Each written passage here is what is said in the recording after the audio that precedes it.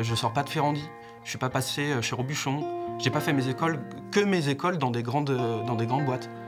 Mon parcours ne m'orientait pas, n'aurait jamais dû m'orienter vers une cuisine étoilée. Donc de la grande gastronomie, c'était pas possible. J'ai commencé dans la cuisine en passant par la brasserie, donc c'est vraiment la cuisine la plus simple, la plus populaire possible. J'ai travaillé là-dedans vraiment par contrainte. L'idée, c'était d'abord de pouvoir payer un loyer, d'avoir une formation, mais je dois dire que j'ai pas un amour profond à ce moment-là pour le job. Ensuite, je suis passé par des bistrots, donc déjà, il y avait quelque chose de plus sympa parce que c'était dans des modèles beaucoup plus réduits. Il y avait quand même un dialogue avec les gens. Donc déjà, petit à petit, les choses étaient plus positives. Je suis parti à Paris parce que j'avais envie de faire quelque chose aussi peut-être de différent. J'avais éprouvé physiquement, mentalement, ce qu'était la cuisine difficile, dans des conditions particulières, j'ai été saisonnier, etc.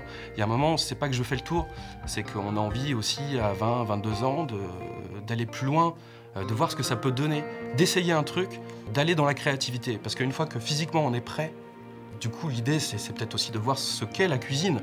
Peut-être commencer à s'y intéresser vraiment. J'envoie des CV un petit peu partout à Paris, j'envoie des lettres en disant qu'en gros je suis personne, mais je m'en fiche. Et je crois qu'à ce moment-là, je me rends pas bien compte aussi de ce que ça va générer comme difficulté. Donc je pars à Paris travailler dans un grand restaurant étoilé, c'est très bien. On était vraiment dans le cliché, dans ce qui se fait de mieux et vraiment ce qu'on imagine de ce qu'est la grande cuisine bourgeoise en fait. Il y a un poste très important, j'étais chef de partie viande. C'était très codifié.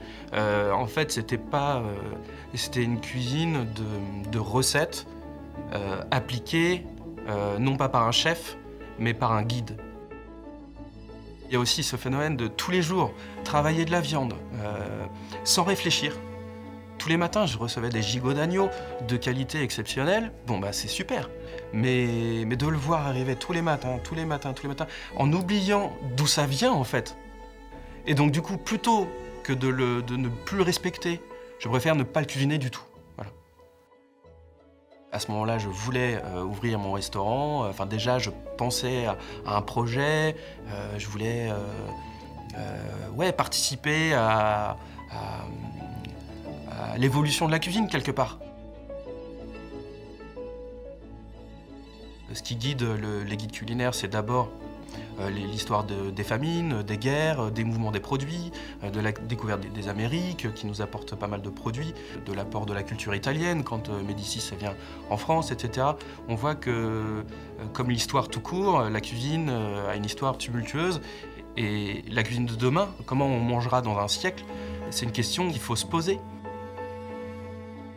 Je pense qu'elle va évoluer, je pense qu'elle évolue, sans qu'on s'en rende compte.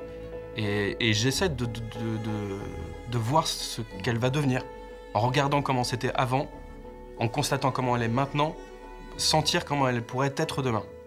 Et du coup, sous cet angle-là, sous cet aspect, j'essaie d'entreprendre et d'ouvrir mon restaurant sous cet angle, ouais.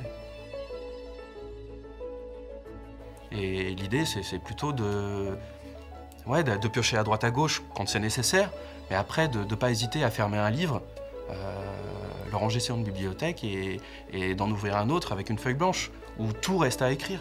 Et ça, c'est passionnant. Peut-être qu'on va écrire de grosses conneries, mais c'est pas grave. L'idée, c'est d'essayer quelque chose. À Ronin, du coup, c'est l'aboutissement de mes années passées à travailler, en fait. Et c'est de démontrer qu'il existe, il est possible de créer une cuisine gastronomique, végétalienne.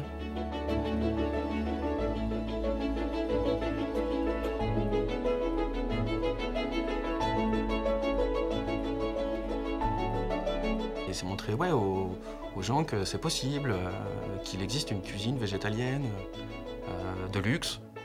Ouais, c'est une chance, enfin c'est une chance. C'est une opportunité. Et je pense que je ne l'aurai qu'une fois. Et que si je rate, ça sera ridicule. Mais je m'en fiche parce que justement, si je réussis, bah c'est beau. Je crois que c'est le chemin du progrès. Bon, après, il y a débat. Peut-être que j'ai tort, mais je pense pas.